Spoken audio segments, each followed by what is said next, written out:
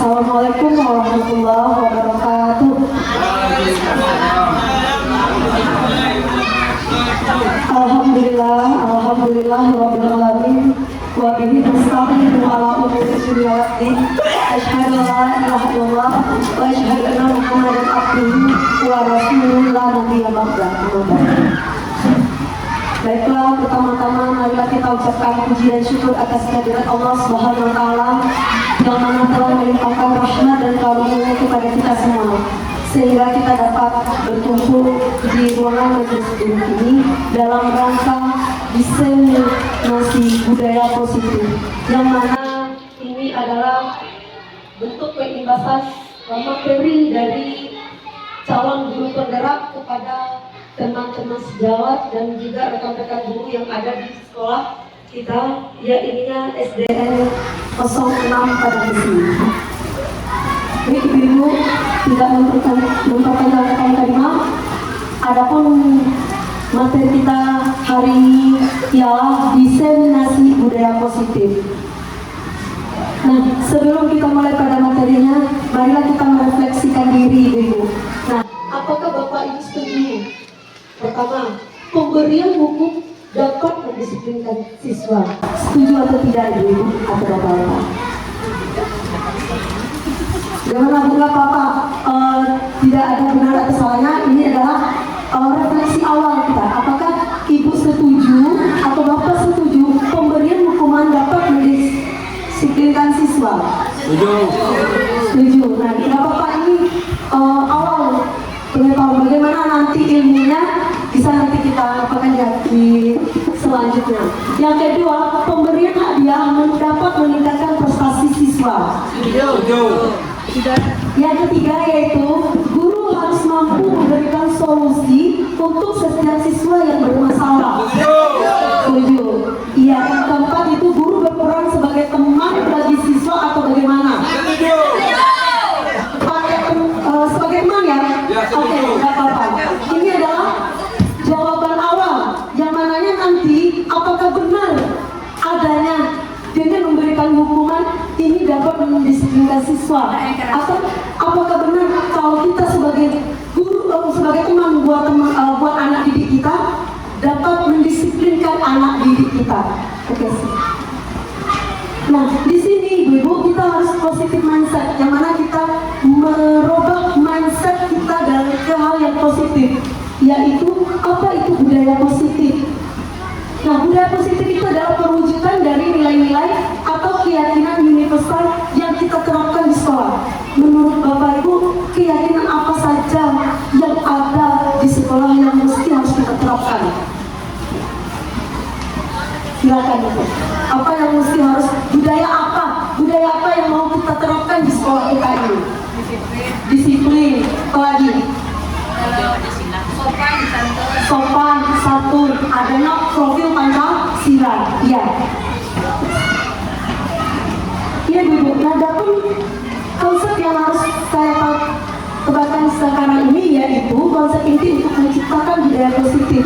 Adapun materinya yaitu pertama yaitu disiplin positif, yang kedua motivasi perilaku manusia, yang ketiga yaitu keyakinan kelas atau sekolah, yang keempat yaitu kebutuhan dasar manusia, yang kelima posisi kontrol seorang guru. Nah, kita beradanya di posisi kontrol yang bagaimana nantinya, dan yang terakhir yaitu segitiga restitusi.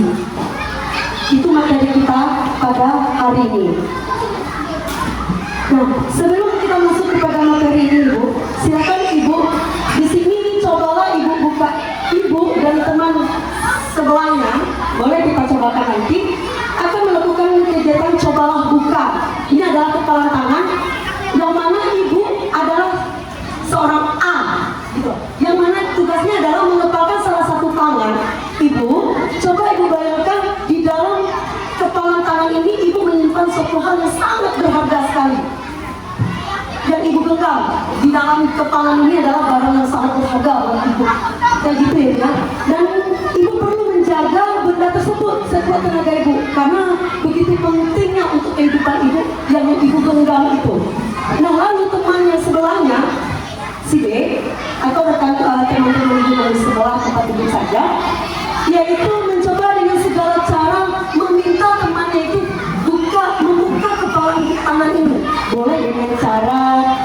membujuk, menghati, memarahi, menggoda, atau menyogok. Seperti ini, Bu. Boleh dicobakan dengan teman. Kok lah, itu berarti gitu. Kok lah, gitu. Nah, boleh gitu, Mas. Buka lah. Atau bisa ibu nantinya dengan cara menawari sejumlah orang. Buka lah, itu jadi pipi. Kan kayak gitu ya, Bu ya? Buka. Ya. Nah, jadi ini kita yang membuka dan tidak membukanya itu siapa yang mengontrol? Apakah orang yang membentuk kita atau diri kita sendiri? Diri kita sendiri. Iya. Kenapa? Ibu kalau mau membuka pasti ada alasannya ya. Terus kalau mau membuka pasti juga ada alasannya. Mungkin karena dikasih tawaran sejumlah uang, karena ibu butuh uang itu, mau membukanya. Kan seperti itu ya, ya. Ada. Jadi intinya di sini kita sendiri yang memegang kontrol atas diri kita sendiri, termasuk anak didik kita. Nah, anak didik kita ini dia mau mengikuti perintah kita itu karena dia mengizinkan dirinya dikontrol. Contoh ya, kita memberikan sebuah PR, tapi masih ada juga anak yang tidak mau membuat PR. Kenapa? Karena dia yang memegang kendali. Kita tidak bisa mengendalikan wasit, sekalipun itu siswa kita, siswa SD, kita tidak bisa mengendalikan anak ini. Dan ketika kita memberikan suatu perintah, dia ikut. Artinya dia mengizinkan dirinya dikontrol oleh guru tersebut. Tapi ada juga anak yang tidak mau dikontrol. Seperti itu, Bu. Jadi intinya yang megang kendali kontrol itu adalah diri kita sendiri. Mau tidaknya kita membuka kepala itu tergantung situasi dan tergantung kebutuhan kita. Di sini lanjut pergeseran paradigma teori kontrol. Ini ilusi, Bu. Ilusi ibu guru dapat mengontrol murid. Pada dasarnya tidak, ya. Murid itu kalau dia mau mematuhi perintah kita, mungkin dia mengizinkan dirinya untuk dikontrol. Yang kedua, ilusi bahwa semua penguatan positif efektif dan bermanfaat. Menurut ibu, kalau ibu memberikan penguatan positif sangat berefektif sekali nggak untuk jangka panjang? Untuk jangka panjang tidak, tapi kalau untuk jangka pendek dia mungkin mau mengikuti kita, mungkin karena dia takut dihukum, takut dimarahi, seperti itu. Yang ketiga itu, ini adalah ilusi. Bahwasanya dulunya kita ini berpikir, kritikan dan membuat orang merasa bersalah itu dapat menguatkan karakter. Kita dulu ada kamu salah, itu menguatkan karakter anak atau bagaimana? Atau anak ini bisa merasa iya salah sama tapi awaknya ibu ini salahnya awak, apa itu disalahnya awak. Jadi kritikan kalau tidak membangun itu tidak menguatkan karakter, malah menjatuhkan anak.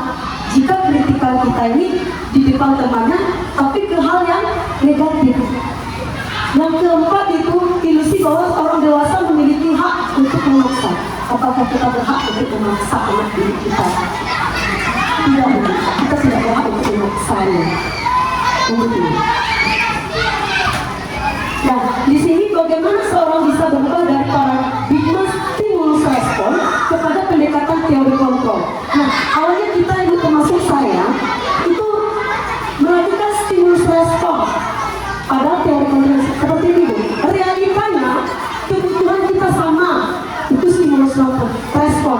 Padahal menurut teori kontrol kebutuhan kita berbeda, Bu. Antara kita saja, Bu, berbeda kebutuhan kita. Iya ya. Yang kedua itu semua orang melihat hal yang sama. Contoh saja, Bu, itu stimulus respon. Yang kedua itu teori kontrol. Setiap orang memiliki gambaran yang berbeda. Contoh saja ibu melihat saya, tidak mungkin sama pandangan ibu Nanda dengan pandangan ibu ini terhadap saya. Karena apa? Ibu ini mempunyai gambaran tersendiri tentang saya, dan ibu Nanda juga mempunyai gambaran tersendiri. Artinya apa? Artinya kita tidak bisa menyamakan anak kita. Kita harus lihat anak ini berbeda dari sudut pandangan yang berbeda. Yang ketiga yaitu kita mencoba mengubah orang agar berpandangan sama dengan kita. Bisa nggak Bu? Kita punya pendapat A, ini teman-teman harus ikut pendapat A. Tidak Ibu, itu adalah stimulus respon. Sebenarnya dalam teori kontrol, kita yang berusaha memahami orang itu, kan dia punya pandangan, kita juga pandangan kita berbeda. Tapi kita tidak bisa memaksakan orang itu sama pandangannya sama kita. Yang harus kita lakukan ialah memahami, oh itu pandangannya, berarti kita menghargai gitu. Yang keempat, perilaku buruk dilihat sebagai suatu kesalahan. Dalam stimulus respon, ketika anak melakukan kesalahan, berarti dia berperilaku buruk. Tapi kalau dalam teori kontrol, semua perilaku yang ditunjukkan oleh anak kita itu ada alasannya, ada tujuannya. Jadi kita tidak bisa membuat ketika dia melakukan salah, oh dia salah. Kita nggak bisa menilai anak itu salah. Yang kelima, orang lain bisa mengontrol saya. Ibu bisa nggak dikontrol? Saya kontrol. Mau nggak saya kontrol? Bu kayak gini, Bapak mau nggak saya kontrol? Tidak dia. Kenapa mau Bapak dikontrol, diatur? Bapak yang mau nggak? Oh yang lebih terarah. Tapi kalau Bapak mau saya kontrol, artinya Bapak mengizinkan saya untuk mengontrol Bapak. Dan seperti itu. Tapi ada orang yang tidak, termasuk anak kita, Pak. Anak kita ini disuruh nanti bikin PR ya, tapi besoknya ada juga anak yang tidak bikin PR. Artinya kita tidak mengontrol. Dia yang mengontrol. Bagaimana kita membujuknya? Yang keenam, saya bisa mengontrol orang lain. Pada dasarnya kita tidak bisa mengontrol orang lain. Kita bisa memahami pandangan orang lain. Yang selanjutnya, memaksa ada pada saat pemaksaan pada saat bujukan itu ada gagal. Teori kontrolnya kolaborasi dan konsekuensi menciptakan pilihan-pilihan baru. Dan yang terakhir, kalau stimulus respon, model berpikirnya dia kalau dia tidak melakukan, kita yang memberikan pendapat artinya menang, dia kalah. Berarti ada menang, ada kalah. Tapi dalam teori kontrol semuanya menang dulu. Tidak ada yang salah. Nah, itu yang disiplin positif Ibu. Yang mana disiplin positif itu, kalau bicara disiplin positif Ibu pasti pikirnya apa? Peraturan. Ya Bu ya. Kalau bicara disiplin, artinya anak harus ikut peraturan. Kalau tidak ikut aturan, artinya dia harus dihukum. Pada dasarnya positif, disiplin positif itu bukan seperti itu Pak. Disiplin positif merupakan salah satu cara penerapan disiplin yang bertujuan untuk menumbuhkan kesadaran terhadap anak kita serta memberdayakan anak untuk melakukan sesuatu tanpa sogokan, tanpa embel-embel yang lain, atau tanpa ancaman atau tanpa hukuman. Jadi kalau disiplin positif ini dia datang terlambat, dia contohnya seperti ini, dia bikin PR. Disiplin anak itu dikatakan disiplin positif, mendapat hukuman, mau apapun, dia tetap bikin PR, dia nggak begitu dulu. Nggak ada disodorkan, nggak bilang PR seperti tidak. Kalau seperti itu berarti anak kita belum disiplin positif. Jadi disiplin positif itu datangnya dari diri anak, kesadaran anak kita. Jadi kita yang menemukan dalam diri anak kita ini ada tidak adanya kita, dia tetap melakukan budaya-budaya positif tersebut tanpa embel-embel yang lain. Nah, jadi dari nilai-nilai tersebut itu ada nilai-nilai kebajikan. Namanya nilai-nilai kebajikan yang dapat dia panggil profil Pancasila. Yang mananya anak kita ini nantinya dia mempunyai karakter profil Pancasila, beriman kepada Tuhan Yang Maha Esa, berakhlak mulia, ada tidak adanya kita, dia tetap melaksanakan sholat dua, berarti itu dari positif. Bukan karena kalau saya mendukung kehadiran ibu, dukung ibu bilang berada. Tapi kalau ada seperti itu, berarti anak kita belum disiplin positif. Dan yang kedua itu kebinekaan global, bergotong royong, kreatif, bernalar kritik dan mandiri. Jadi diharapkan anak-anak kita mempunyai nilai-nilai kebajikan ini di dalam dirinya tanpa ada embel-embel saya takut dimarahin dulu, saya takut takut ini, nanti saya dihukum. Sibuk sudah. Seperti yang dibilang tadi ya Bapak Ibu ya, anak-anak ini melakukan suatu perbuatan pasti ada motivasinya. Itu pertama, 1, 2, 3. Seseorang, termasuk kita orang dewasa, kadang melakukan sesuatu perilaku mungkin menghindari ketidaknyamanan atau hukuman. Tidak akan bilang ibu kepala sekolahku kalau nggak mau lakukan. Berarti itu motivasi kita, karena ketika kita dimarahin nggak nyaman. Jadi ketika nggak nyaman kita lakukan. Berarti perilaku kita itu karena menghindari ketidaknyamanan atau takut kena hukum. Begitu juga anak kita. Yang kedua, dia melakukan sesuatu karena ada imbalan. Nah, menurut ibu, kita ini posisinya di mana? Kadang saya sendiri sebenarnya ya, kalau dikasih imbalan penghargaan itu sangat semangat sekali ya, ya Bapak Ibu.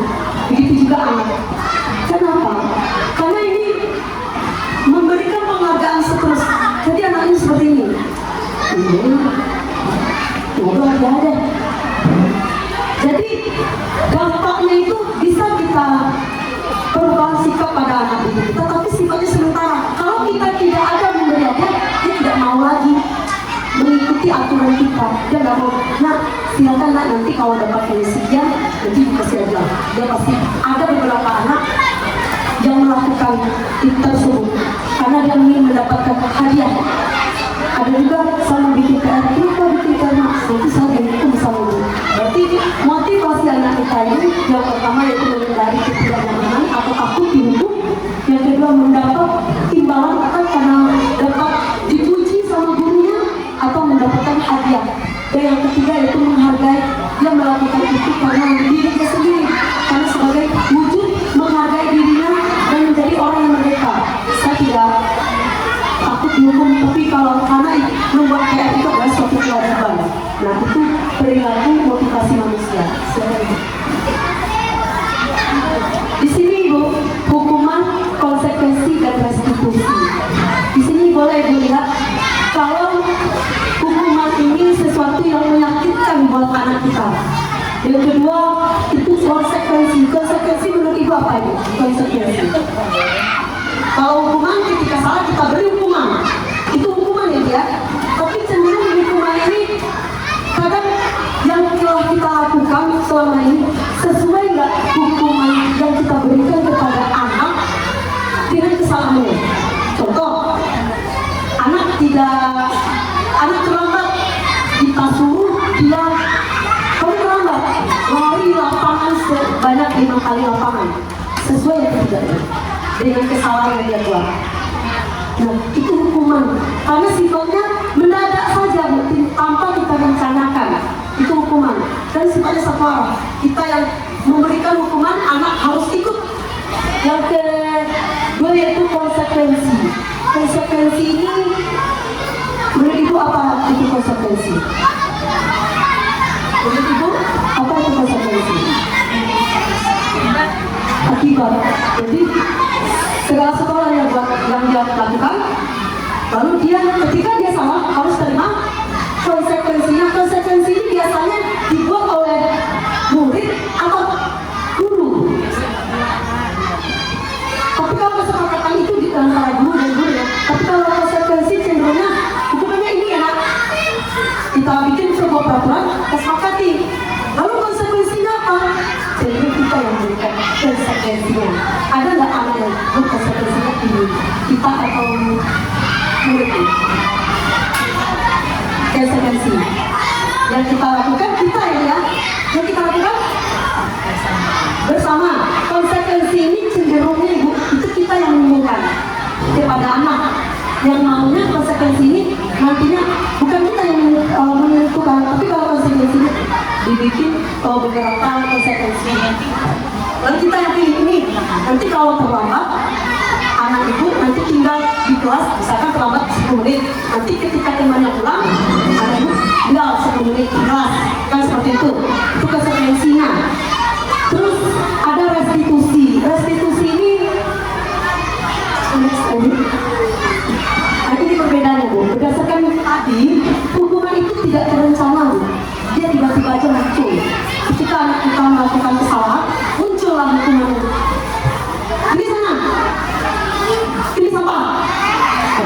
kesalahannya cuma mungkin salah ngomong atau salah tindakan, dan sifatnya itu satu arah.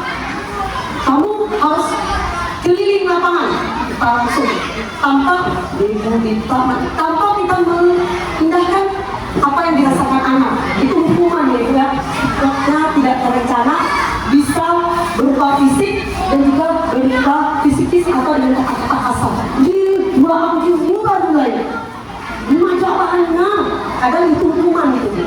Yang kedua itu konsekuensi, sifatnya terencana, sudah disepakati seperti yang bilang ibu tadi, disepakati. Tapi bentuk-bentuk konsekuensinya dibuat oleh pihak guru. Seperti ini loh konsekuensinya kalau tidak ikut PR. Nah yang ketiga itu restitusi, itu proses menciptakan kondisi bagi murid untuk memperbaiki kesalahan mereka. Ketika dia melakukan kesalahan, kita tanya, kira-kira menurut kamu salah atau betul? Sesuai nggak dengan keyakinan kelas kita? Lalu, iya saya salah, lalu apa yang harus kamu lakukan? Kita tanya anak itu yang namanya restitusi. Mereka bisa kembali pada kelompok mereka dengan karakter yang lebih kuat. Jadi, ketika dia melakukan kesalahan, dia bisa belajar dari kesalahan tersebut. Jadi ada contoh segitiga restitusinya. Minta tolong ibu Ana. Next. Konsekuensi. Nah ini, menurut Bapak Ibu, ini konsekuensi atau hukuman? Silakan jawab ya. 1. Mencatat 100 kali di dalam buku dengan kalimat, saya tidak akan terlambat lagi karena terlambat ke sekolah. Itu hukuman atau konsekuensi? Hukuman, ya. Terus lari mengelilingi lapangan basket 2 kali karena terlambat hadir ke sekolah. Hukuman. Yang ketiga, bersihkan coretan yang dibuat di meja tulis. Hukuman atau konsekuensi? Katanya membersihkan coretan karena dia mencoret meja, kita suruh dia bersihkan. Itu apa? Konsekuensi. Karena itu udah beda ya Pak ya. Hukuman ini sifatnya satu arah. Terus berdiri di depan kelas sambil mengangkat kaki satu karena tidak bisa menjawab pertanyaan. Hukuman, iya. Terus membersihkan WC karena merusak pensil teman. Apakah ada hubungan dengan merusak pensil teman dengan membersihkan WC? Tidak. Berarti itu apa? Hukuman. Ya, jikalau dia merusak pensil temannya, berarti konsekuensinya apa? Ganti pensil temannya, itu konsekuensi. Karena dia melakukan kesalahan, ya dia harus tanggung jawab dengan apa yang telah dia lakukan. Terus yang terakhir, lari keliling lapangan karena terlambat 10 menit saat pelajaran PJOK. Nah, ini konsekuensi atau hukuman? Konsekuensi, iya. Karena dia terlambat, otomatis bagaimana Pak? Tidak melakukan pemanasan. Ya, jadi bentuk pemanasan disuruh anaknya lari karena dia terlambat.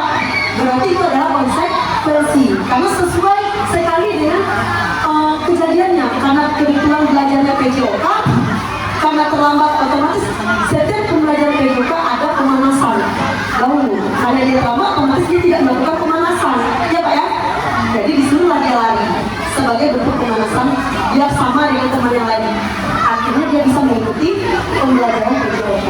Jadi udah tahu ya perbedaan hukuman dengan konsekuensi. Konsekuensi.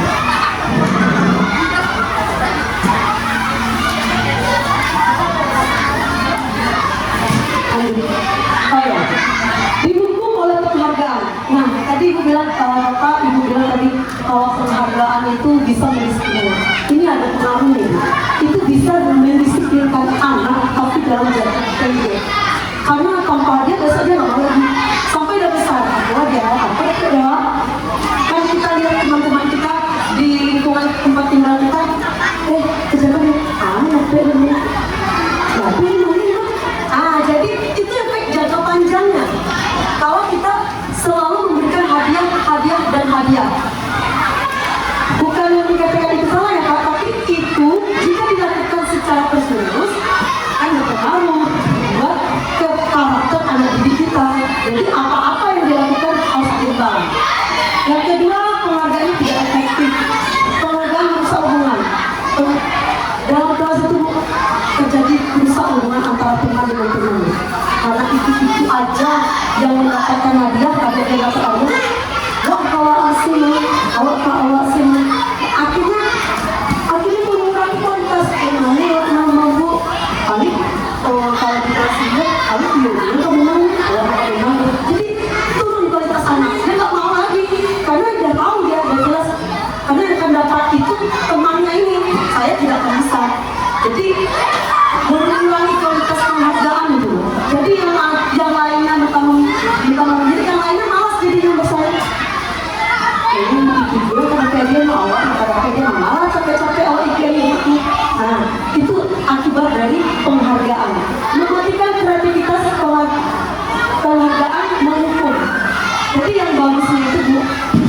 mau tidak mau dia motivasinya dalam diri dia, karena dia mau, karena bukan karena ingin mendapatkan pujian, bukan karena mendapatkan penghargaan.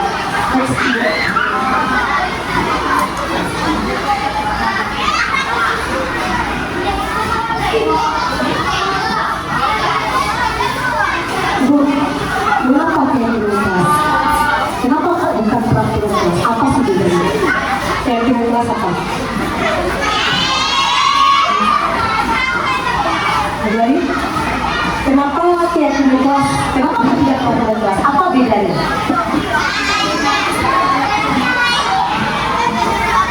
Bedanya apa yang berusaha? Kreativitas, kenapa tidak peraturan?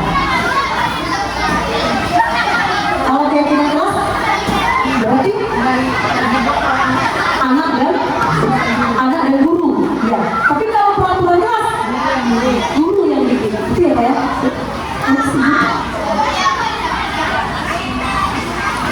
Nah, mengapa kita memiliki peraturan tentang penggunaan jalan pada saat mengendarai kendaraan roda 2? Ini peraturan atau keyakinan?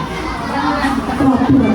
Karena dibuat oleh pemerintah itu sendiri. Ada nggak pemerintah itu melibatkan kita? Ini kita bikin peraturan, kita sepakati ya. Ada nih? Enggak kan Bu? Berarti ini aturan. Mengapa kita memiliki peraturan tentang penggunaan masker dan mencuci tangan setiap hari? Ini peraturan atau keyakinan? Awalnya dalam COVID itu peraturan ya, tapi kalau sekarang sudah menjadi keyakinan. Karena disepakati kenapa? Karena penggunaan masker ini sangat ada sekali manfaatnya. Karena mungkin menghindari virus. Keyakinan kelas dibuat berdasarkan kesepakatan antara guru dan siswa. Sedangkan peraturan dibuat oleh guru saja tanpa melibatkan siswa. Jadi sifatnya satu arah. Ini prosedur pembentukan keyakinan kelas. Di antara kita ibu di kelas sudah ada yang membuat kesepakatan kelas? Ada. Berarti sudah bagus ya. Nah di sini dalam prosedur pembentukan keyakinan kelas ini ada prosedurnya. Pertama ibu, bapak, kita silakan siswa kita mencurahkan ide-idenya, peraturan-peraturannya. Kalau saya melakukannya di kelas itu memakai sticky note. Jadi di kelas itu kita kasih kertas karton, kita bagikan sticky note. Kita suruh anak kita, bukan kita ya bilang, meminta dia membuat suatu peraturan, terserah apa saja. Lalu sticky note itu dikumpulkannya ke depan, dicatat peraturan-peraturan oleh siswa kita, lalu ditempelkan ke depan kelas. Nah setelah itu ditindak kembali kalimat-kalimat negatif. Contohnya peraturan yang dibikin siswa apa? Kalau kita sudah membuat peraturan kelas, apa contohnya saya muncul? Tidak boleh meribut. Apa lagi yang dibikin anak? Tidak boleh mencontek, tidak boleh mencoret meja. Nah kita terima peraturan-peraturan dari anak itu. Tapi kita caranya bisa dengan stimus, kita bagikan stimus, dia catat.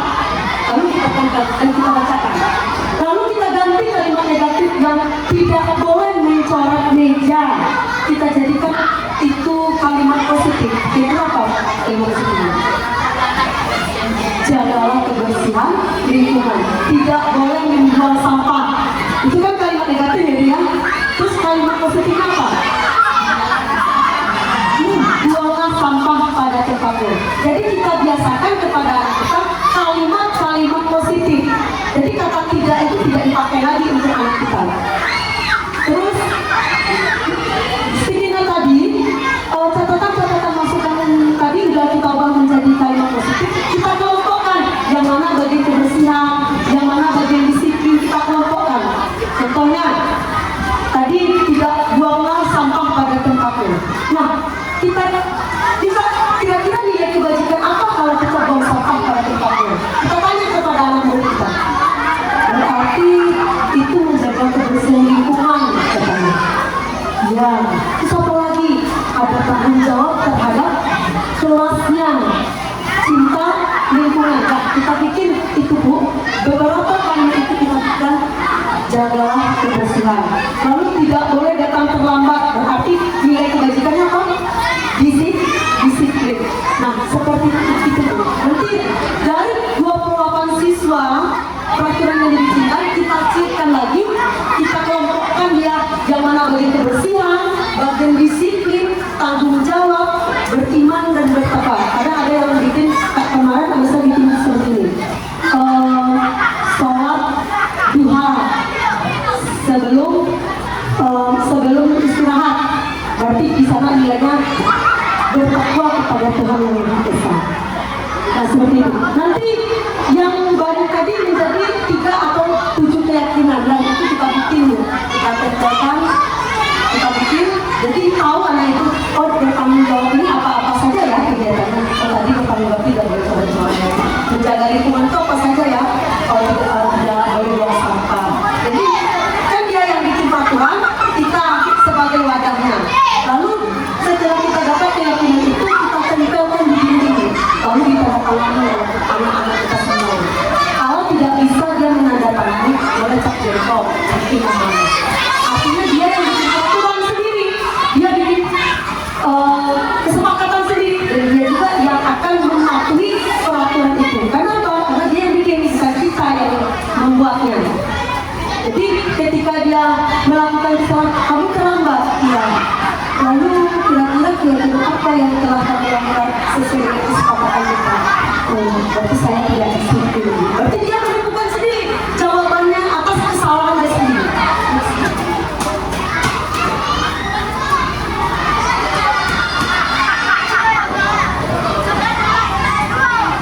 Nah, kita masuk kepada 5 posisi kontrol. Nah, ibu di posisi mana? Di posisi penghukum kah? Pembuat merasa bersalah, teman, atau pemantau, atau manajer yang biasanya kita lakukan di sekolah. Iya, ada yang menjadi penghukum, ada yang juga yang menjadi teman buat anak didiknya, ada juga yang merasa membuat merasa bersalah. Seperti ini skenario. Silakan. Next.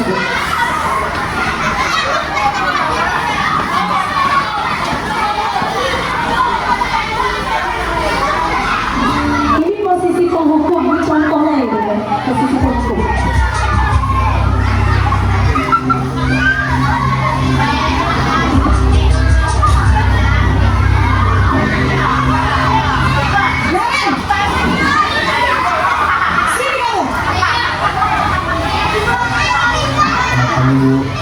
Selalu terlambat. Kamu deh, pasti terlambat. Maaf, saya apa coba? Alasan kamu apa lagi? Apa sih kamu tidak terlambat? Malas sekali ya kamu jadi anak. saya Dasar pemalas. Gak kapok-kapok sih kamu. Sudah berapa kali terlambat? Sana, kamu keliling lapangan basket 2 kali. kenapa saya harus ke lapangan basket, Bu? Kenapa? Kamu lawan ibu. Berani-beraninya jawab. Sudah terlambat, masih berani jawab pula. Sekarang, keliling lapangan basket 5 kali sekalian. Biar kapok. Pergi cari lapangan basket. Itu posisi kontrol penghukum. Kira-kira kalau kita di posisinya sekarang, bagaimana perasaan kita? Kesal ya? Kesal. Kenapa? Karena kesalahannya tidak sesuai, disuruh lari keliling dan ibunya sudah mencap. Dasar pemalas. Lalu entah apa alasannya yang telah terjadi sama anak ini di luar sebelum dia datang ke sekolah, tahu-tahu dia kena marah. Artinya anak ini belum kompleks. Jadi ini posisi kontrol yang biasanya guru itu biasanya kalau menjadi penghukum itu dia menghardik seperti yang dilakukan ibu guru tadi. Dia menuntut kamu ini, itu penghukum, dan menuntut hukuman verbal atau fisik. Nah dampaknya apa? Anak jadi pendiam. Jadi anak ini kesal nanti kamu. Lalu kita bisa dikasih sebutan aneh-aneh dari anak didik kita. Dikasih gelar kita yang bikin dia jengkel sama kita. Lalu dia Bagaimana sih itu mah pembela? Itu namanya posisi kontrol penghukum, seorang guru yang penghukum. Next ibu. Yang kedua yaitu kedua merasa bersalah. Bagaimana ini posisi? Bagaimana gurunya?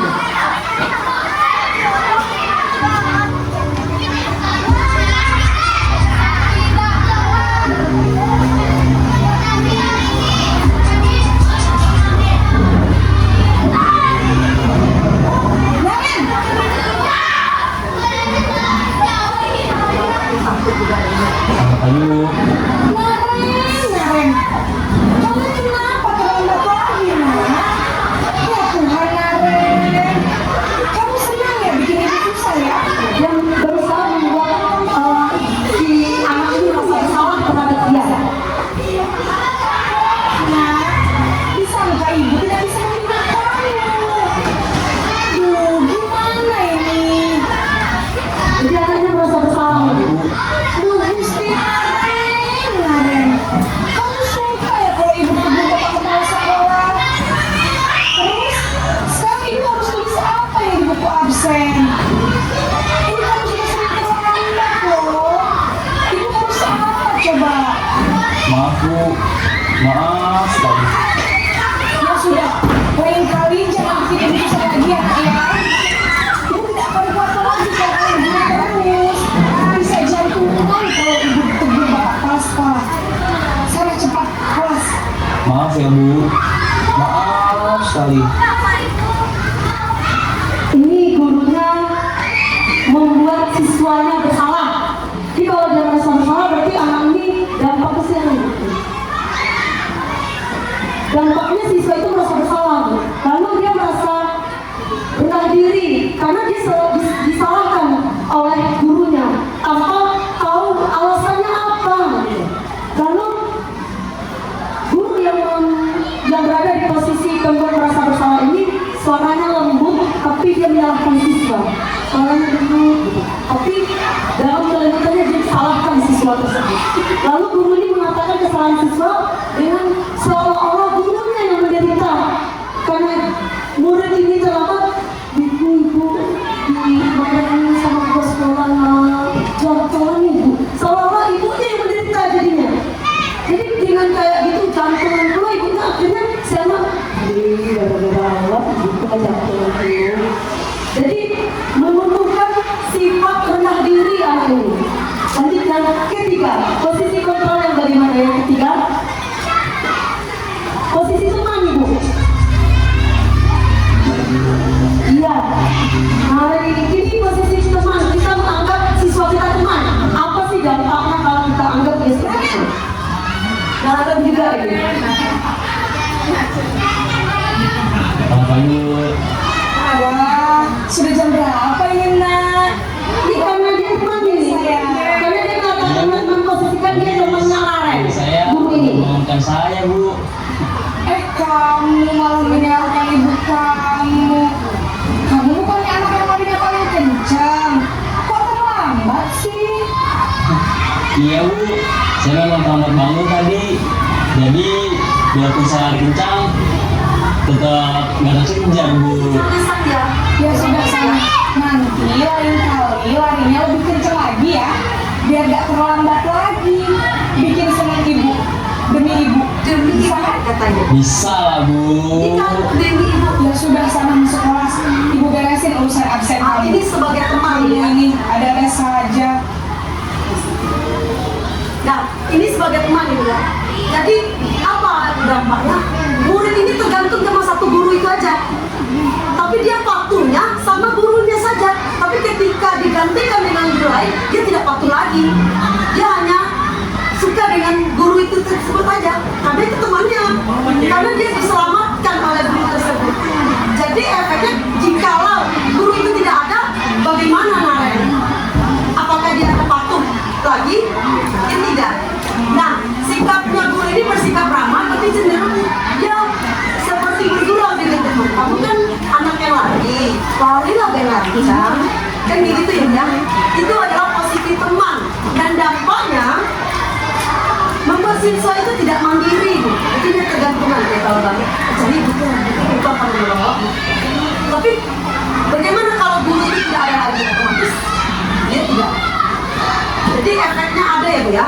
Jadi kalau kita memposisikan kita kepada teman, sama halnya di SD di sekolah ini, kalau kita posisikan diri kita di kelas sebagai teman, ya anak itu akan patuh dengan kita. Ketika kita tidak hadir, nah dia akan tidak patuh dengan guru pengganti.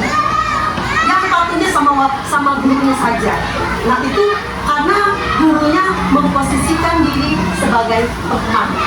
Dan kita juga berada di posisi itu.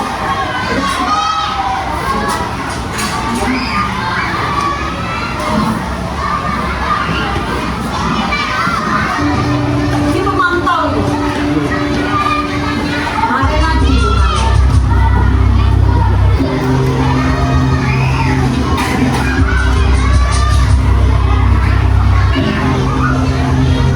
Namen,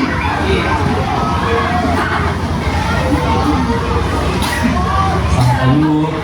Naren, apa peraturan sekolah kita tentang jam Ini wajahnya datar saja.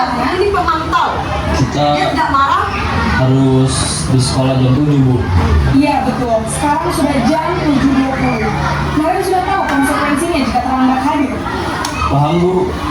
Saya harus tinggal kelas pas jam istirahat selama 20 menit. Iya benar, konsekuensinya demikian. Jadi nanti jam 9.30 pas istirahat, kamu harus tinggal di kelas, kerjakan tugas tambahan untuk ketertinggalan kamu, ya. Baik, Bu.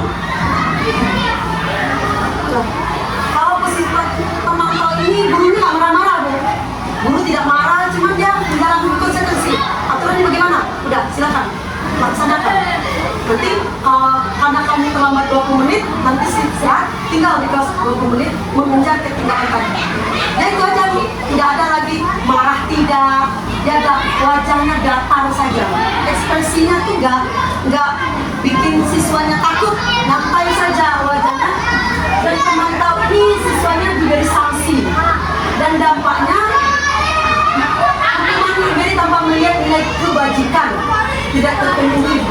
Jadi tidak jadi tahu sinarin benang masalah itu belum menemukan kesalahan. Cuman ketika dia melakukan suatu tindakan kan ada dasarnya, ada alasannya. Tapi di sini dari 4 posisi ini belum terlihat gurunya menanyakan kenapa sih sebenarnya narasi ini terlambat. Kan seperti itu ya Pak Ibu. Dan yang terakhir yaitu posisi manajer.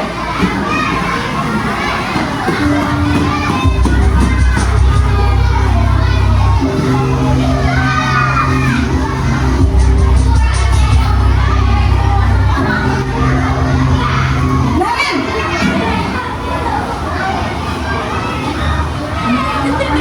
Selamat pagi, Bu. selamat pagi Naren. Maaf, Bu. Saya terlambat. Iya, sekolah masuknya jam 7, sekarang sudah jam 7.20. Jadi sekarang bagaimana nih Naren? Maaf, Bu. Saya lupa setel alarm saya semalam. Baiklah, menurut kamu, keyakinan sekolah yang mana yang perlu kamu tingkatkan? Menghargai diri sendiri dan orang lain mungkin ya, Bu. Setuju. Jadi, apakah Naren meyakini prinsip saling menghormati tersebut? Iya, Bu. Saya meyakininya. Apakah Naren bersedia memperbaiki masalah keterlambatan ini? Bersedia, Bu. Bagaimana kamu akan memperbaiki masalah keterlambatan ini? Saya akan coba untuk tidak lupa menyetel alarm saya, Bu. Baik, kalau Naren lupa menyetel alarm di rumah, ada orang yang kira-kira bisa bantu mengingatkan tidak? Ada, Bu. Kakak saya, Kak Emma. Ada lagi selain Kak Emma? Selain Kak Emma, ada ibu saya. Baik, jadi yang mengingatkan Naren adalah Kak Emma dan ibu kamu ya. Kira-kira akan mulai start alarm kapan Naren? Setelah pulang sekolah, akan segera saya lakukan. Baik, jadi Naren akan setel alarm untuk bangun besok pagi dan akan diingatkan oleh kakak dan ibu dan Naren ya. Ada lagi yang mungkin perlu dilakukan Naren agar tidak terlambat bangun lagi. Tidak ada, Bu. Baik Naren, terima kasih untuk bersama kamu. Sekarang kamu perlu kembali ke kelas untuk belajar. Baik, Bu. Terima kasih. Kira-kira kalau seperti itu, bagaimana siswa kita ini? Mungkin ya, kan senang dengan kita. Tapi sungguh pun senang, tapi ada konsekuensi. Kita tanyakan alasannya, kenapa? Lalu kita tanyakan lagi, yang dilakukannya ini sesuai tidak dengan keyakinan kelas, seperti yang telah kita bikin di awalnya. Makanya setiap awal sekolah kita bikin dulu keyakinan kelas dengan peraturan-peraturan yang diberikan. Otomatis anak ini bisa tahu, saya terlambat. Lalu setelah dia tahu dia salah, lalu kita tanya, lalu kira-kira apa ya caranya supaya kamu tidak terlambat. Jadi anak ini yang memunculkan dia punya masalah, dia yang memberikan solusi sendiri. Nah, kita sebagai guru hanya manajer anak. Oke, terima kasih. Berarti itu alasan. Berarti kita memberikan pencerahan kepada siswa tersebut bahwasanya berarti kamu punya masalah, kamu udah tahu ya solusinya. Lalu kita hargai anak tersebut karena dia udah membuat kesalahan, lalu dia menemukan solusinya sendiri. Lalu ketika dia menemukan solusi, kita tanya lagi, kira-kira kapan ya melakukan itu? Kan dia menggunakan, nanti saya pakai. Nah, setelah itu dia kan melakukan, akhirnya dia kan merasa apa itu? Merasa dihargai, ya Bapak Ibu ya. Jadi segala itu kan kita pantau, ini anak udah selesai atau belum? Jadi bagaimana kalau menjadi teman? Apakah dampaknya baik untuk anak kita? Tidak, karena dia hanya patuh kepada kita saja. Kalau kita berada di posisi pemukul, artinya kita dibenci. Kadang udah besar dia dibenci, udah kita bentak, nanti udah bisa ibu itu patah yang main jangan tali wawa, sakit tali wawa. Ibu pernah nggak merasakan di masa kecilnya itu sesuatu hal yang pernah dilakukan guru sampai sekarang masih ingat? Apa itu? Karena itu pemukul. Jadi malah diganggu. Jadi yang diingatnya adalah kejelekan. Nah, sekarang ini banyak fenomena terjadi. Anak murid karena dia ditampar itu, dia dendam di luar ditunggu bapaknya. Iya ya. Nah, tapi sekarang kita lihat guru yang menghajar sampai gurunya babak belur karena ditegur. Mungkin karena memberikan satu hukuman, lalu di luar bapaknya ditunggu. Kadang ada juga yang sampai ini bapak ini motor bapak ini, pakai pesin ban motor bapak ini. Dia apa orang itu efek dari kita sebagai menghukum. Oke, next Ibu. Nah, jadi Ibu, ketika anak kita melakukan berikutnya ya kebutuhan dasar. Ketika dia melakukan sesuatu, berarti ada kebutuhan dasar yang mau dia penuhi. Ini termasuk kebutuhan kita juga, Bapak. Kebutuhan kita sebagai manusia, begitu juga anak kita. Kebutuhan kita yaitu pertama bertahan hidup. Bagaimana kita bertahan hidup, Ibu? Baca Noah bertahan hidup dulu. Kan apa? Kan. Kalau nggak makan nggak bisa dia. Kan seperti itu. Yang kedua itu adalah kebutuhan dasar kita, makan. Yang kedua itu kasih sayang dan rasa diterima. Kita pengen nggak kasih sayang? Ya, begitu juga anak kita. Karena itu kebutuhan dasar kita. Dan kita ingin diterima di kalangan teman-teman kita. Yang ketiga penguasaan, yang keempat kebebasan, dan yang kelima kesenangan. Jadi Bu, ketika anak kita melakukan suatu kesalahan karena mungkin di kelas dia katanya dia jenuh belajar, salah Bu. Artinya apa? Anak ini melakukan dia malas-malasan, tapi ada alasannya, ada dasarnya dia melakukan kenapa dia malas-malasan. Rupanya dia bosan. Nah, kita sebagai guru harus tahu kebutuhan bahwa berarti ini anak ini butuh kebebasan. Karena selama ini dia udah bosan, bisa kita bawa dia keluar belajar, jadi dia merasakan kebebasan tersebut. Next, Ibu. Seperti ini, Bu. Aku senang main kejar-kejaran dengan ibu guru. Seru. Ini kebutuhan apa yang diinginkan sama murid? Kebebasan.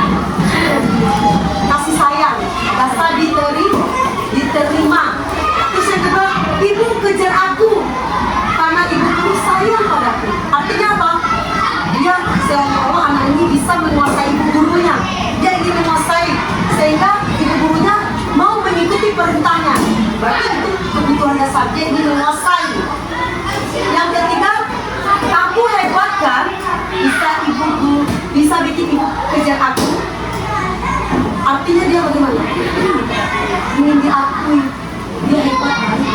Yang tempat itu aku bosan belajar mewarnai terus dalam kelas, artinya dia pengen kebebasan.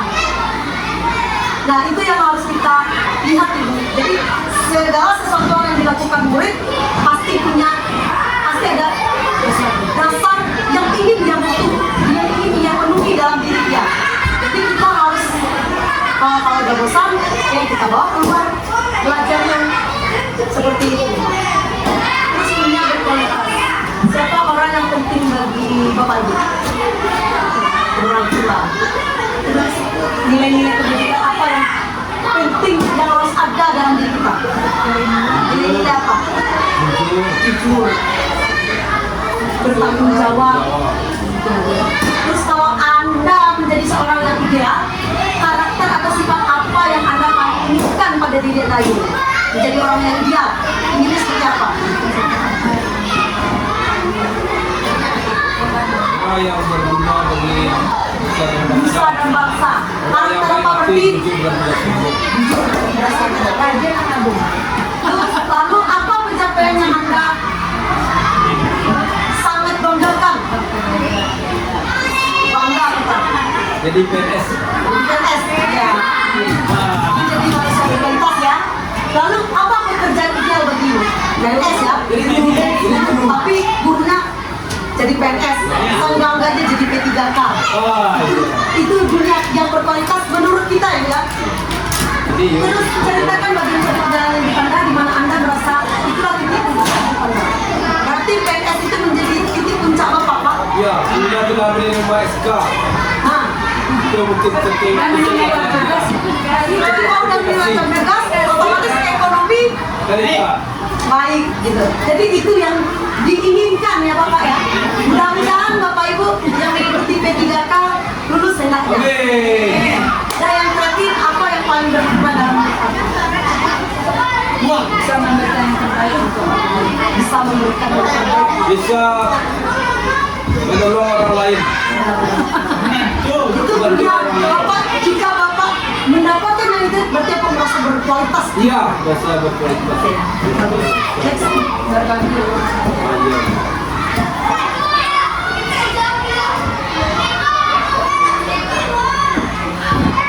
Nah yang terakhir itu segitiga restitusi. Yang mana yang di manajer tadi, yang posisi manajer tadi itu telah melaksanakan segitiga restitusi, yaitu satu, menstabilkan identitas. Ketika anak kita marah, dia bertengkar, kita stabilkan dia dengan kata-kata jangan kalau di posisi kamu wajar kamu marah, kita stabilkan dulu supaya emosinya meredam. Tidak langsung kita jat langsung, kita tenangkan. Kalau kamu sedang marah ya, akhirnya ketika kita berkata seperti itu emosinya turun. Lalu ketika dia terlambat, oh, Bapak juga pernah juga dulu terlambat. Nah, jadi kita bawakan ke dirinya seolah jadi kesalahan yang dia buat itu bukan suatu hal yang buruk, tapi kita arahkan dia melakukan kesalahan tapi dia belajar dari kesalahan itu. Bapak dulu waktu SD atau ibu dulu waktu SD juga pernah juga terlambat. Tapi kita belajar dari kesalahan tersebut. Bagaimana supaya kita tidak telat? Kita arahkan dia ke sana. Itu namanya menstabilkan identitas. Iya sama. Ya, Bapak juga pernah terlambat. Dulu Bapak pernah juga bertengkar karena orang tua Bapak diejek sama teman. Itu bagus Ibu. Ketika anak ini mempertahankan, membela orang tuanya, itu bagus untuk anak. Apalagi untuk anak laki-laki. Kalau kita larang Bu, nanti kalau udah besar diapakan orang tuanya, terus dia akan lihat saja apakah seperti itu kita inginkan. Dan dia juga harus bisa membela dirinya dan membela keluarganya, tapi kita arahkan ke hal yang positif. Iya. Yang kedua itu validasi kebutuhan. Kamu punya alat. Jadi ketika dia melakukan bertengkar atau terlambat, kan kita sepadan. Setelah itu kita tanya alasannya. Pastilah setiap orang melakukan kesalahan pasti punya alasan. Karena kita tidak terpikirkan alasan-alasan itu. Kita coba dengarkan apa yang benar, kenapa ya kamu terlambat. Mungkin ada permasalahan kalau saya ban motornya bocor, apalagi untuk anak SD itu banyak sekali faktor-faktor dari luar yang membuat anak ini terlambat. Yang ketiga yaitu menanyakan keyakinan, seperti yang dilakukan posisi guru manajer tadi, ditanyakan keyakinan dan ditanyakan solusinya. Jadi dia punya masalah, ditanyakan solusinya sama sekali. Seperti ini contohnya. Bagaimana melakukan segitiga restitusi tersebut.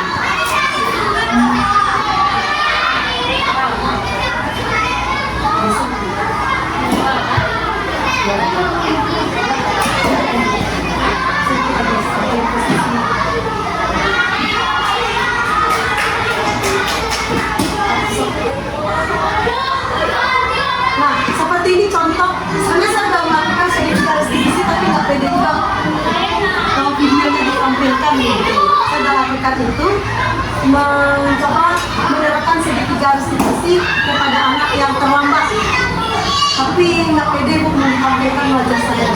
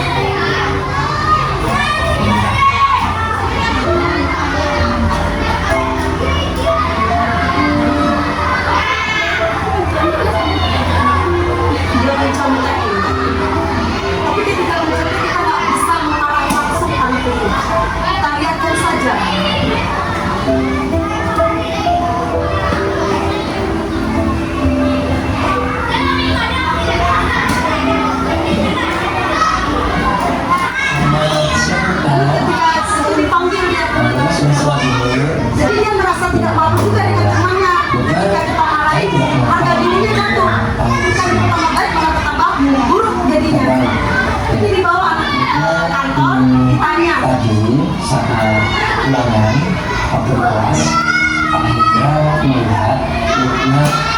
melihat jawaban tengahnya. Tadi kita sebutnya Azumi, Lukman melihat jawaban tengahnya atau menjawabnya. Betul atau tidak Lukman? Mencontoh itu perbuatan yang baik atau tidak baik? Perbuatan tidak baik. Ya, tidak baik. Nah, setiap manusia pasti kita berbuat salah. Terima kasih. Ini melakukan kesalahan itu bukan kepala buruk. Tapi Pak Hendra di sini bukan mau mencari siapa yang salah, tapi Pak Hendra mau membantu untuk mencari solusi supaya Karena dia dicontoh, berarti ada masalah dalam dirinya ya. Kita bantu mencari solusi. kenapa kita ini mencontoh? Coba cerita sama apa sih masalahnya? Kedua nggak belajar, kenapa nggak belajar? Mainan yang ketiga, mainan, baik. Berarti ketika Lukman bukan belajar, akhirnya tidak bisa mengajarkan soal.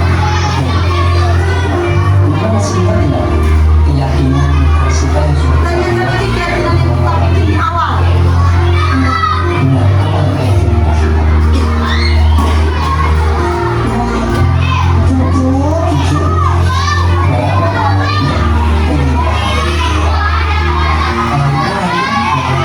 Jujur,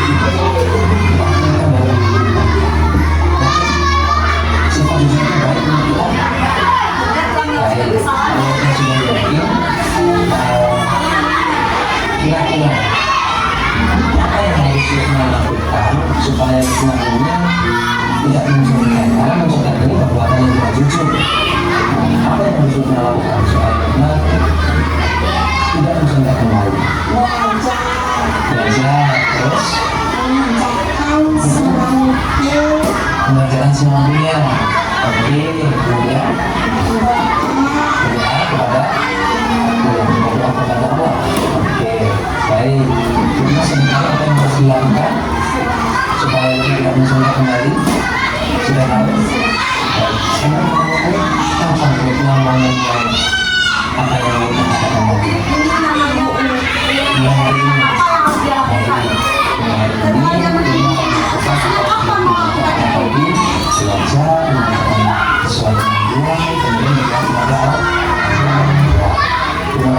Bukan, tapi yakin buatnya dapat menjadi pribadi yang lebih baik lagi, menjadi anak yang soleh, menjadi kebanggaan orang itu. Apa sih lah? Nah kira-kira kalau kita seperti itu kan sakit hati atau senang? Nah ketika kita panggil dia kan dia merasa dihargai sama gurunya. Nah ketika dia melakukan itu dia merasa dihargai, jadi dia merasa nanti malu gitu ketika dia melakukan itu lagi. Otomatis kita telah menghargai dia walaupun dia masih anak-anak, tapi dia akan ingat kita. Apa benar kayak gini, apalagi anak SD. Kalau diperlakukan seperti ini, dia merasa dihargai dan juga dia tidak akan merasa malu di depan teman-temannya. Nanti kalau kita marahi di depan, pasti akan dapat gelar dari teman-temannya. Efeknya bully lagi, anak tersebut dibully, pancenet, gak dapat nilai jelek, diketawain sama teman-temannya. Itu efeknya Bu. Jadi supaya anak itu tidak bully, kita panggil. Lalu setelah kita lakukan segitiga restitusi tersebut, kita pantau lagi. Jadi posisi kontrolnya kan ada 5. Yang bagusnya tadi manajer, ya Bapak Ibu ya. Lalu sewaktu kita bisa ketika kita juga manajerkan anak, besok kita pantau lagi gimana kemarin sudah lakukan itu terus sampai menjadi sebuah budaya positif bagi anak kita. Next Ibu satu lagi apanya videonya yang terakhir yang tadi videonya.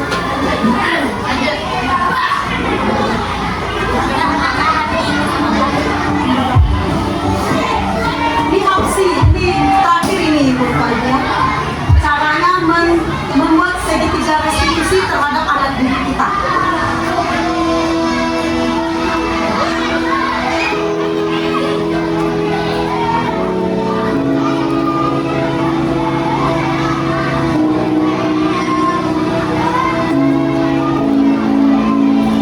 Jadi ketika dia terlambat jangan dimarahin, Bu, suruh aja dia Selamat pagi, Hapsi. duduk ikuti pelajaran. Nanti setelah selesai pembelajaran baru panggil anaknya. Sudah, sudah. Hapsi kamu tidak punya apa untuk ke sini. Ada orang nggak tahu juga anak ini Hapsi biasa tadi banget. berangkat ke sekolahnya jam berapa? Jam 7? 15. Seperti itu. Maksudnya jam berapa? Jam 7. Artinya Karena dia Hapsi tahu ini datang ke bisa sekolahnya tepat waktu saya atau panggil terlambat? Terlambat. malu dia jadi ada wajah malunya kalau ditanya langsung sama anaknya. Tidak baik ya, perbuatan yang salah terhadap itu ya. Baik, setiap manusia pasti akan berbuat kesalahan. Termasuk Pak Hendra. Termasuk Bapak. Tidak pernah Kalau anak kita bilang bisa menghadiri sebuah apa? kesalahan. Tapi di sini Pak Hendra bukan mau mencari siapa yang salah, tapi Pak Hendra mau membantu Hapsi untuk mencari solusi terhadap masalah keterlambatan Hapsi datang ke sekolah. Hapsi pasti punya alasan kenapa terlambat datang ke sekolah. Coba cerita sama Pak Hendra. Tidurnya malaman. Jam berapa tidurnya? Jam 9. Itu belajar apa ngapain?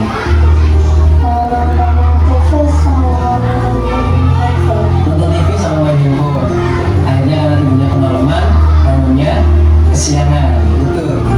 Baik, Hapsi masih ingat dengan kesepakatan kelas atau Kita ingatkan lagi dari kesepakatan awal. lalu? Masih ingat apa itu? Disiplin dan tepat waktu. Hapsi yakin kalau disiplin dan tepat waktu itu penting untuk kita. Hapsi yakin nilai itu yakin. Baik. Sekarang apa yang harus Hapsi lakukan supaya Hapsi itu datang ke sekolahnya tidak terlambat, bisa tepat waktu dan disiplin? Kita gali aja Bu. Sesuai dengan alasannya, tapi nggak ada yang salah.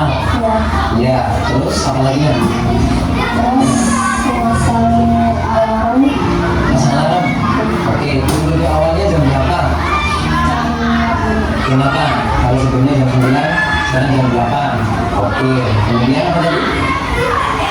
Pasang alarm. Baik, pasang alarmnya sebelum sholat subuh supaya Hapsi juga bisa melaksanakan sholat subuh. Oke, Hapsi sudah tahu apa yang harus dilakukan? Kapan mau mulainya? Banyak apa? Mulai hari ini. Baik, jadi mulai hari ini Hapsi akan melakukan perubahan itu untuk menjadi lebih baik, menjadi anak yang disiplin dan apa? Dapat mampu. Hapsi bisa? Oke, pas dulu.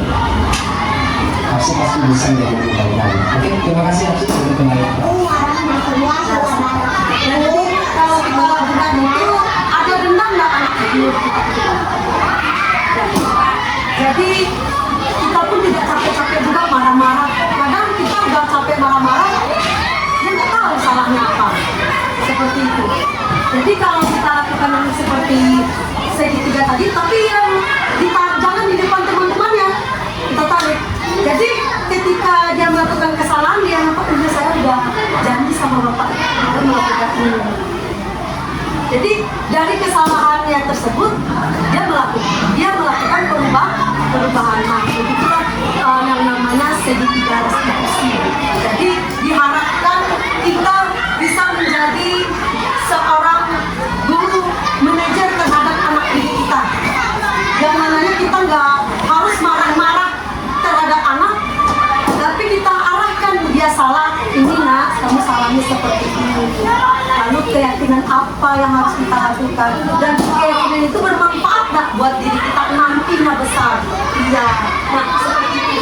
Saya juga belajar dan mudah-mudahan dengan pemaparan materi ini bisa bermanfaat untuk Bapak Ibu untuk melakukan perubahan terhadap anak didik kita, karena anak didik kita ini tempatnya berbuat salah.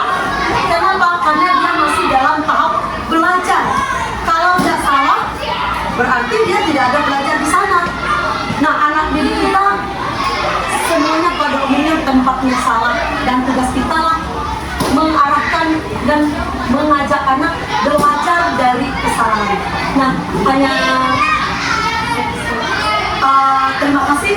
Itu adalah pemaparan materi dari budaya positif, dan diharapkan nanti budaya positif itu muncul di dalam diri anak, bukan karena takut dihukum, takut dimarahi, atau ingin mendapatkan hadiah, tapi dia melakukan karena itu nilai-nilai itu memang dibutuhkan dalam kehidupannya kalau dia nanti menjadi orang besar atau menjadi orang dewasa.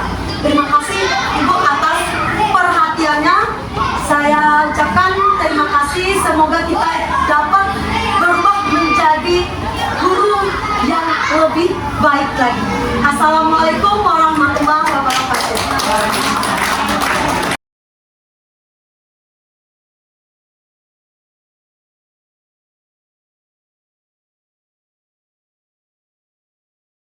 Assalamualaikum warahmatullahi wabarakatuh. Saya Zulkifli SPD, guru PJOK SDN 06 Padang Besi. Setelah mendapatkan sosialisasi budaya disiplin positif dan keyakinan kelas, saya merasa bersyukur karena mendapatkan pengetahuan baru dan bagaimana mengimplementasikan budaya disiplin positif di sekolah tempat saya mengajar ini. Terima kasih Bu Juwita. Salam guru penggerak. Assalamualaikum warahmatullahi wabarakatuh. Saya Yulia Eka Putri, guru kelas SD 06 Padang Besi. Setelah pemaparan materi, diseminasi, dan penerapan budaya positif oleh Juwita Sari Indah, CGP Angkatan 9, saya mengetahui tentang perbedaan hukuman, konsekuensi, dan restitusi. Saya akan mencoba menyelesaikan masalah siswa dengan penerapan segitiga restitusi di kelas saya. Terima kasih. Assalamualaikum warahmatullahi wabarakatuh. Assalamualaikum warahmatullahi wabarakatuh.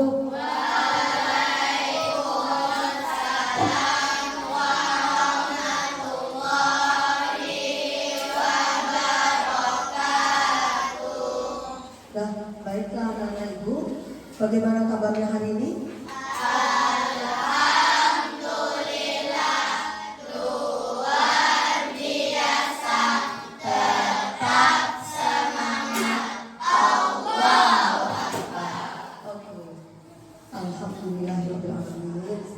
Nah, tadi sekarang udah Ibu lihat anak Ibu tinggal satu orang lagi yang belum hadir. Siapa itu ya? Sakira. Oh, ya. Oke. Nah, karena anak Ibu Sekarang, adapun hari ini kita menentukan sebuah aturan yang mau anak ibu adakan di kelas ini. Kita bikin suatu kesepakatan yang mana kesepakatan ini bukan aturan ya. Kalau aturan itu ibu yang bikin, tapi kalau ini anak ibu yang bikin.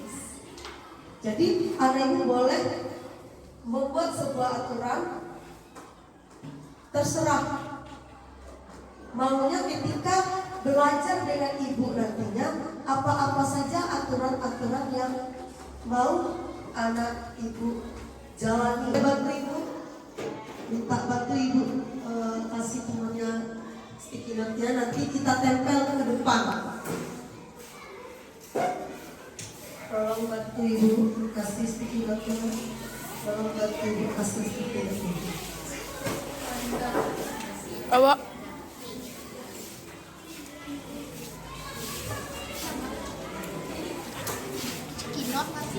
Peraturannya terserah saja, maunya seperti apa di kelas ini, yang mananya nanti kita tertib di dalam kelas kita. Bagi yang sudah, silakan tempelkan sticky note-nya di papan tulis ini, di yang kertas yang telah ibu sediakan.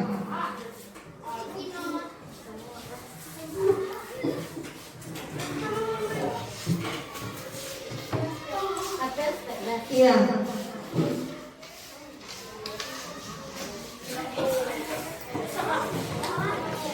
Boleh ke bawah juga boleh, penuhkan layarnya juga boleh. Silakan.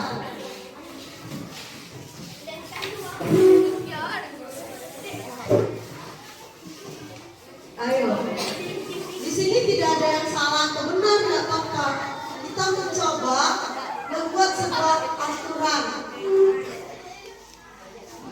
Boleh ditempelkan, setelah ditempelkan boleh duduk.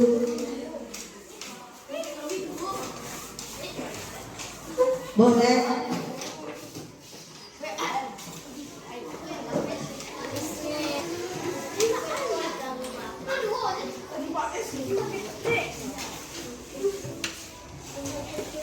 Boleh, kalau ada lagi silakan. Pertama, yang kedua bertanggung jawab, yang ketiga saling menghormati dan menghargai sesama, yang keempat disiplin, yang kelima tertib. Ini keyakinan ini dibuat berdasarkan bersama. Kita sepakati? Sepakat?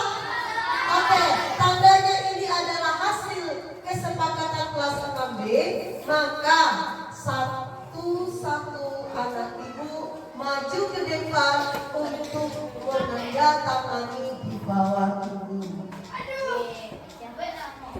Boleh? Dah, pakai pena masing-masing, ibu mulai dari Maila dulu. Silakan. Tanda tangani dulu. Mau dia?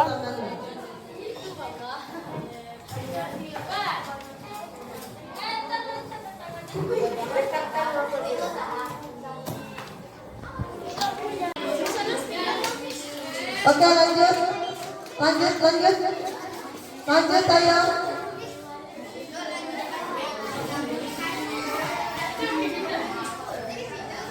Oke, lanjut, tanda tangani. Silakan lanjut. Nyuruh.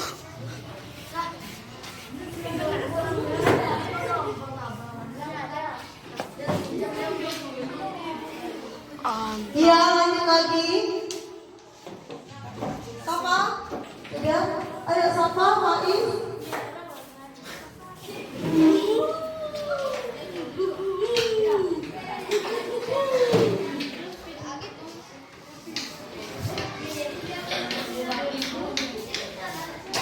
Lanjut Siti, Hafiz, Wildan. Gede banget. Sahur. Paano si Te?